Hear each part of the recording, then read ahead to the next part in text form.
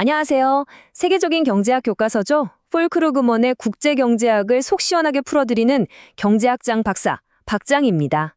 자, 오늘 다룰 주제 정말 흥미진진합니다. 중앙은행이 통화 공급을 영구적으로 쫙 늘렸을 때 환율이 대체 어떻게, 왜 그렇게 요동치는지 그 비밀을 한번 파헤쳐 보겠습니다. 자, 그럼 바로 시작해 볼까요? 여러분, 혹시 이런 생각 해보신 적 있으세요? 중앙은행이 돈을 푼다. 그럼 당연히 원화 가치가 떨어져서 환율이 오르겠지. 여기까지는 뭐 상식이죠. 근데요, 현실은 훨씬 더 드라마틱합니다. 환율이 마치 용수철처럼 최종적으로 가야 할 목표치보다 훨씬 더 멀리 팍 뛰어나갔다가 슬그머니 제자리로 돌아오는 이상한 현상을 보이거든요. 오늘 우리는 바로 이 미스터리, 환율 오버슈팅의 정체를 밝혀낼 겁니다. 자, 본격적인 얘기에 앞서서 영구적이라는 단어의 의미부터 확실히 짚고 가야 합니다. 이게 그냥 이번에 돈 한 번 풀게요. 이게 아니에요. 중앙은행이 이거 한 번 하고 끝내는 거 아닙니다.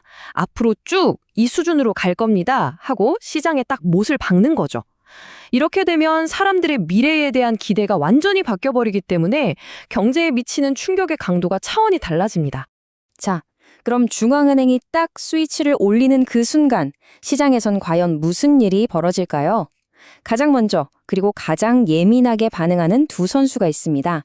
바로 이자율과 환율이죠. 이 둘이 눈 깜짝할 사이에 어떻게 격렬한 춤을 추게 되는지 그 단기적인 효과부터 생생하게 따라가 보겠습니다. 경제학에서 이자율을 얹기는 가장 중요한 열쇠를 하나 꼽으라면 전 바로 이걸 꼽겠습니다. 실질 통화 공급. 화면에 보이는 M 나누기 P라는 수식이죠. M은 그냥 돈의 총액, 명목 통화량이고요. P는 물가 수준입니다. 여기서 진짜 중요한 건 뭐냐면요. 그냥 돈의 액수가 아니에요. 그 돈으로 실제로 뭘 얼마나 살 수 있냐. 바로 이 구매력이 핵심이란 거죠. 이 M per P가 모든 이야기의 출발점입니다. 자, 이 그래프 한번 보세요. 정말 흥미롭죠? 중앙은행이 통화 공급, 그러니까 분자 M을 M1에서 M2로 확 늘렸습니다. 근데 단기적으로 물가, 즉 분모 P는 잘 안 변하죠. 왜냐고요? 아니 식당 사장님이 갑자기 메뉴판 가격을 하루아침 싹 다 바꿀 수는 없잖아요. 바로 그거예요. 그러니까 분자는 확 커졌는데 분모는 가만히 있으니 전체 MP값, 즉 실질 통화 공급이 엄청나게 늘어나는 겁니다. 그래프에서 보시는 것처럼 공급 곡선이 오른쪽으로 휙 이동하면서 이자율은 R1에서 R2로 그냥 뚝 떨어져 버립니다. 이제 이 두 그림을 딱 붙여서 보면 모든 게 명확해집니다. 왼쪽에서 보듯 우리나라의 이자율이 R1에서 R2로 폭락했어요. 자, 여러분이 외국인 투자자라고 한번 상상해 보세요. 어떻게 하시겠어요? 당연히. 이자 쥐꼬리만큼 주는 원화 자산 당장 팔고 싶겠죠? 그리고 이자가 더 높은 다른 나라로 돈을 옮기려고 할 겁니다. 바로 그 순간 시장에 원화를 팔려는 주문이 폭주하면서 원화 가치는 수직 낙하하고 오른쪽 그래프처럼 환율 E는 E1에서 E2까지 그야말로 폭등해버리는 겁니다. 이게 바로 돈이 풀리는 즉시 일어나는 일이에요. 지금까지는 정말 눈 깜짝할 사이에 벌어지는 일을 봤다면 이제부터는 시간을 좀 더 길게 몇 주, 몇 달 뒤를 내다보면서 경제가 어떻게 새로운 균형점을 서서히 찾아가는지 그 장기적인 조정 과정을 살펴보겠습니다. 여기서 이 모든 미스터리를 푸는 가장 결정적인 단서가 나옵니다. 바로 물가는 단기적으로 경직적이다라는 대전제입니다. 영어로 스티키.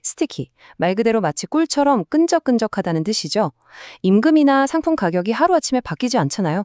계약도 있고 메뉴판 새로 인쇄하는 비용도 들고. 이처럼 물가가 굼뜨게 움직이는 성질. 이게 바로 오버슈팅 현상의 핵심 열쇠입니다. 꼭 기억해 두세요.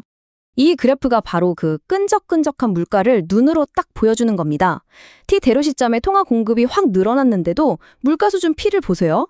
바로 점프하지 않죠? 대신에 시중에 돈이 많아지니까 사람들이 물건을 더 사려고 하고 그럼 기업들이 아주 천천히 슬금슬금 가격을 올리기 시작하는 겁니다.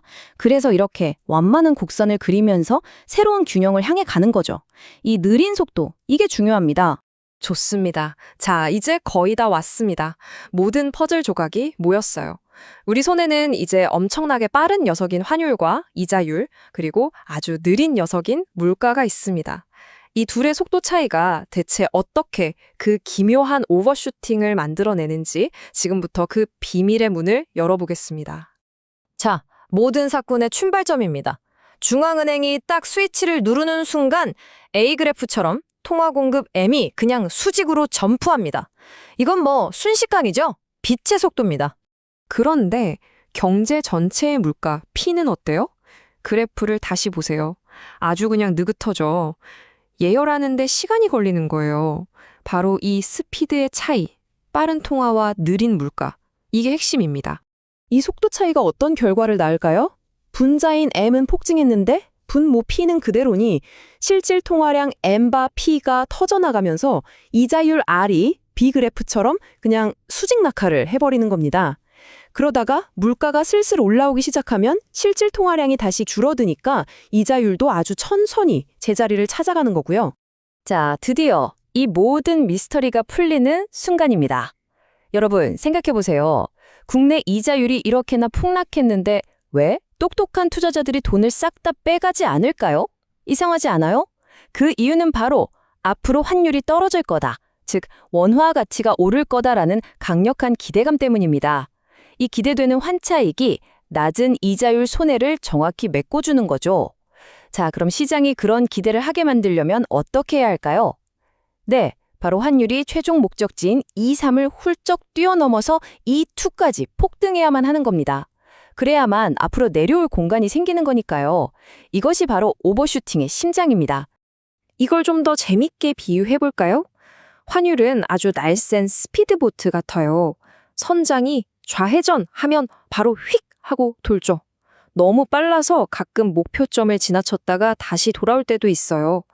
반면에 물가는요, 거대한 항공모함이나 화물선 같은 거예요. 방향을 틀라고 해도 우웅 하면서 아주 묵직하고 천천히 움직이죠. 이 날쌘돌이 스피드보트랑 군뱅이 화물선의 속도 차이, 이게 바로 오버슈팅을 만드는 겁니다.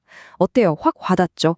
그래서 경제학에서는 이런 현상을 아주 멋진 용어로 환율 오버슈팅이라고 부릅니다.